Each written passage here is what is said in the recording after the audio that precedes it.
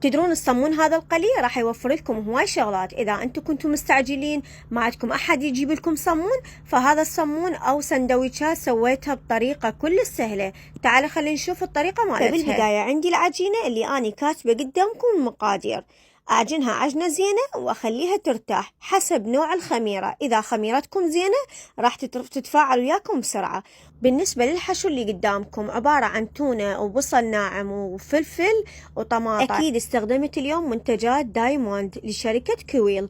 طبعا هنا بنات من بعد ما اختمرت عندي العجينة خليتها وبهذا الشكل سويتها. الدهن ما يكون كلش عالي حتى لا تظل بطنها عجين، شوية شوية انتفخت وياي، وبهذا الشكل تكون عندنا الصمونة جاهزة. تشوفون ما شاء الله الداخل مالتها ما يكون عجين. وحبيت أحشيها بالتونة اللي أنا جهزتها وياكم، وعلينا وعليكم بألف ألف عافية. جربوها وانطونا رأيكم.